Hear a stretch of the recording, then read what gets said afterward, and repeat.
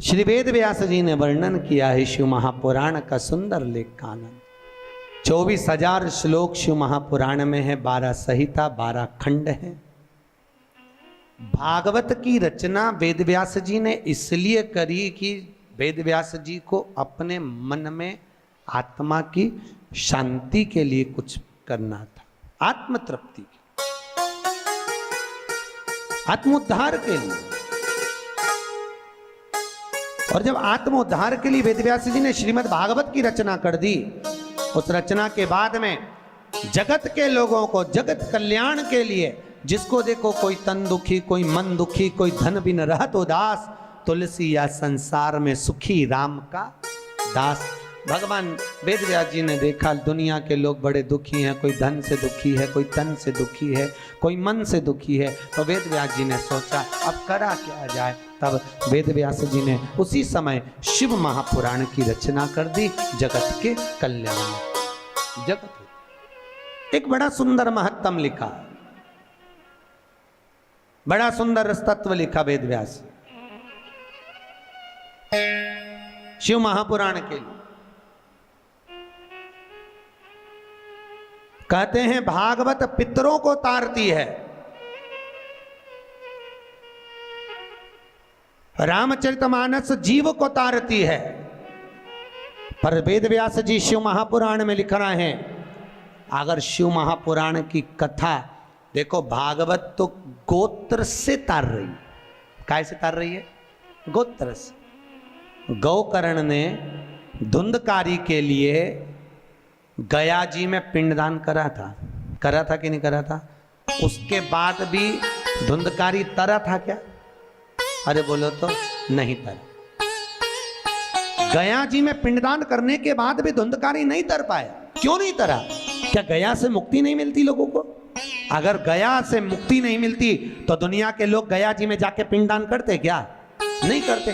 गया भी मुक्ति का केंद्र है, गया जी से पिंडदान करने से लोगों को मुक्ति मिल जाती है। पर धुंधकारी को क्यों नहीं मिली? उसका कारण था क्योंकि जब जब गोकर्ण पिंड देता था, धुंधकारी का नाम बोलता था, अपना गोत्र बोलता था, पर उसको यह नहीं मालूम था कि यह धुंधकारी मां की संतान नहीं, धुंधकारी तो किसी सहेली की संतान थी और मां पैसे देकर उसको गोदी लेकर आ गई थी। नाम अपना दिया, गोत्र अपना दिया, पर यह नहीं समझ पाया कि यह दूसरे की संतान है, इसलिए वो तर ही नहीं पाया।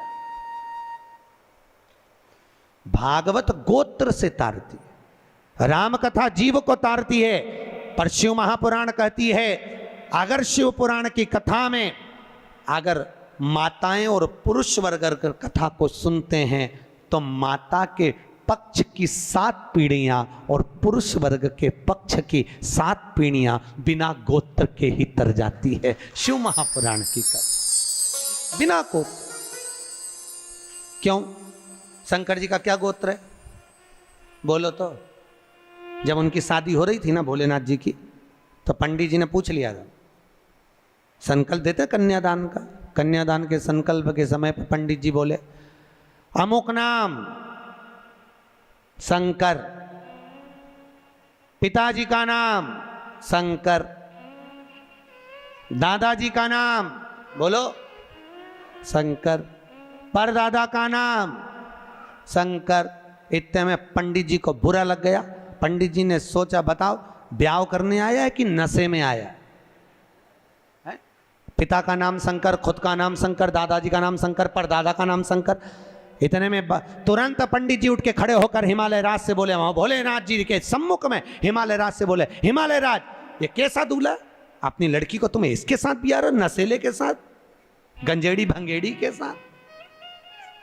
इसे इतनी सूझ नहीं कि अपने पिताजी का नाम क्या है?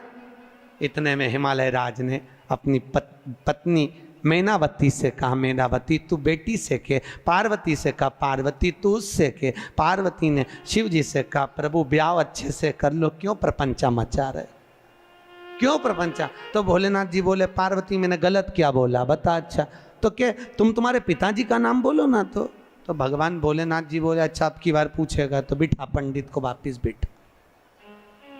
पंडित वापिस बैठा, फिर संकल्प चालू, अमुक नाम शंकर, पिताजी का नाम शंकर, दादाजी का नाम, अरे बोलो शंकर, गोत्र शंकर। इतने में तो पंडित को लगी बहुत मिर्ची। पंडित तो उठ के शादी के मंडप से बाहर, पार्वती जी ने शिव जी के चरण पकड़ लिए।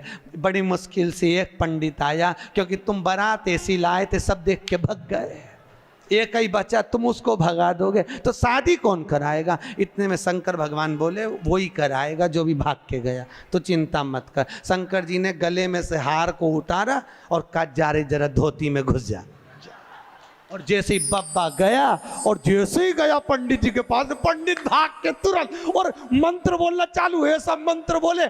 इतने में पार्वती बोले ये तो नॉन स्टॉप बोले जा रहा है। भोलेनाथ जी बोले अब तो पूरी भांवर करा के चुप होगा, तो चिंता मत कर, बोलने दे। अब बोले ही जाए, बोले ही जाए, बोले ही जाए, बोले ही जाए, चुप ही नहीं हो। पार्वती बोले मर जाएगा, टेका जाएगा बापड़े के। इतने में शंकर जी बोले तू चुपचाप बोल, वो तो बोलने दे। तो कब रुकेगा। भोलेनाथ जी बोले जब पूरी भांवर हो जाएगी, जैसे ही अपन बैठेंगे वैसे ही बटन दबा देंगे, प्लेयर बन, तो चिंता, बोले जा बोले। पार्वती बोली अभी भी चुप नहीं हुआ। भोलेनाथ जी ने कहा 7 भांवर हो गई, अब तो हार हार। और जैसे ही भोलेनाथ जी ने हाथ धरा बटन, अब नहीं बोला कुछ भी। शंकर जी ने पूछा पंडित जी दक्षिणा, अब चुप हो ही बैठा है, बोले तो बोलेगा, अगर बोल दे और दूसरा बब्बा भेज दे तो आप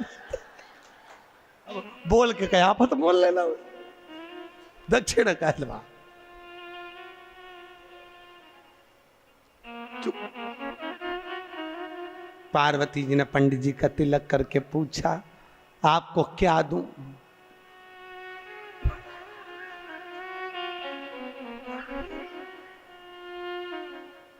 हिमालय राज पूछे पंडित जी कुछ तो ले लो। पीछे से ब्रह्मा जी ने कहा तो आप पोथी उठा के घर पे पंडित जी की पत्नी ने पानी पिला के पूछा शादी कैसी रही। आवाज निकले से तो बोलत रहे, अब निकले तो बोले। करुणा सागर यहाँ शिव कथा कहती है, भगवान शंकर की कथा में गोत्र की भी जरूरत नहीं है। यहाँ बिना गोत्र वाले को भी तार देती है शिव पुराण।